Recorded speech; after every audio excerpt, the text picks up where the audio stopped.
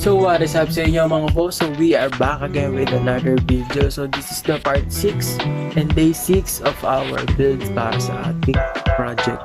So for today mga boss ay re-repaint na natin yung ating crank at lilihain muna natin. Kasi repaint lang natin.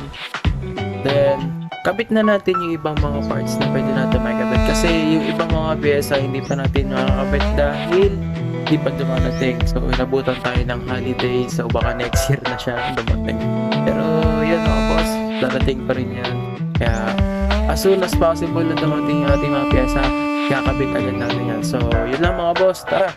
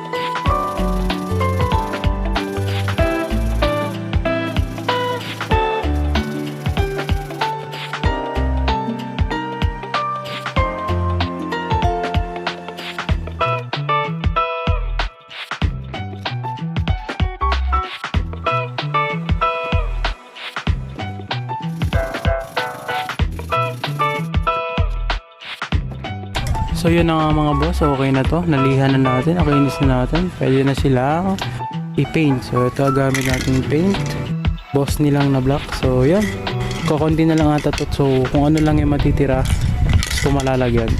So yan, itunahin muna natin tong kanyang mga arm. So yun, tara, let's go, paint na natin to.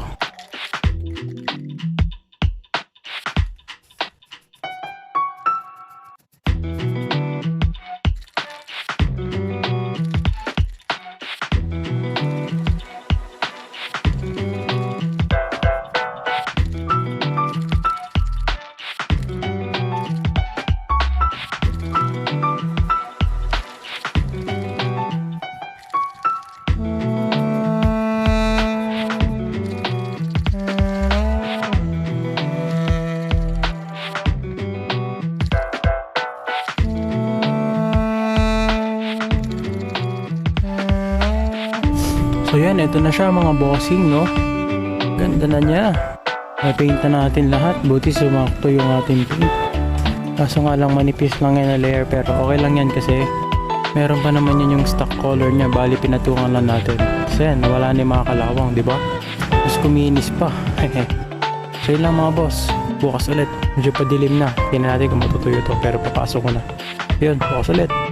So yun mga boss, so this is the next day. So inabot tayo ng gabi kasi late na rin tayo nag-start kahapon. So ngayon, check na natin yung ating mga pinagpipaint na crank sa likod. So tara, let's go. Yun o. Okay na sila. Nilabas ko sila kanina para mainitan din. Matuyo-tuyo. Ayan. Ganda ng pagkakapaint to.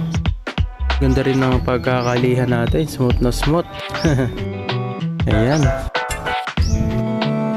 So, antay lang natin sila ma-cure. Tapos, kabit na natin sila maya-maya sa ating bike. So, kabit muna natin yung ating ibang mga pyesa like caliper. Yan. Tara, kabit na natin dun sa ating bike. Let's go!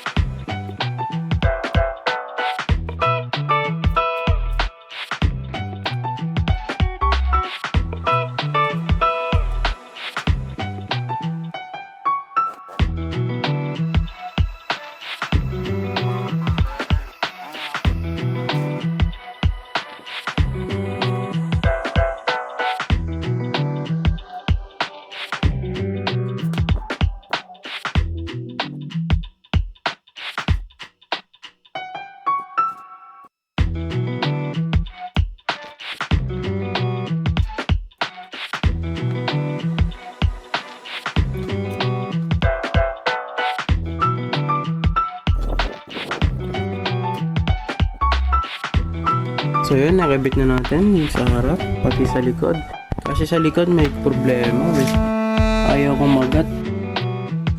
Ito, ibig sabihin ito, kailangan natin palitan. So, hanap tayo ng spare natin na ganito. Kasi yung mga spare kong ganito kasi, puro low thread na hindi ito eh. Na may pinakaipitan ng kable. So, pero gagawin natin yung paraan. Hanap tayo kasi dito. Ayun, dito banda. Hindi siya umiikot to. Maluwag, ibig sabihin. So, hanap tayo ng spare. Ayan, ano natin. Let's go! So yun, kunin na natin yung ating mga cranks para ikabit na natin doon sa ating frame.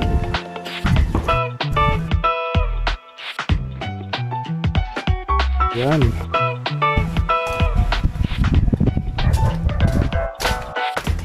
Tayo naman na to eh. Kabit na natin.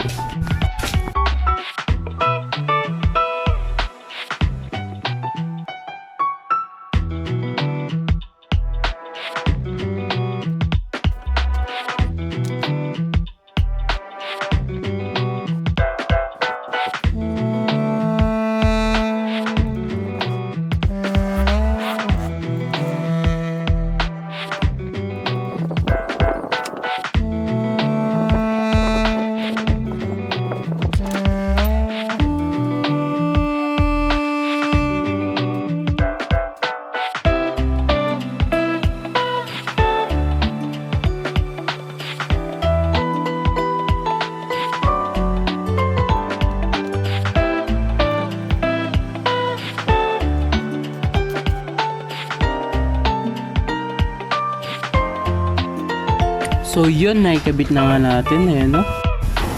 Napakaangas. Jeez, linis niya. Ayan. Pogi oh. So yun, okay na siya. Nakabit na natin yung ating crank. So next, so kabit na natin yung kanyang cover dito yan.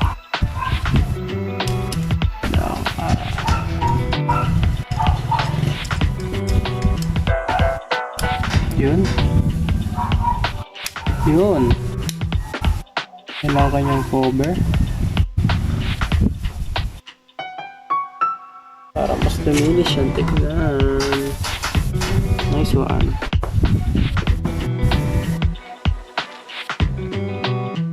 So hanggang dito na lang muna mga boss, ating part 6. So abangan nyo yung ating part 7 pag dumating na yung ating mga parts na ating mga in-order.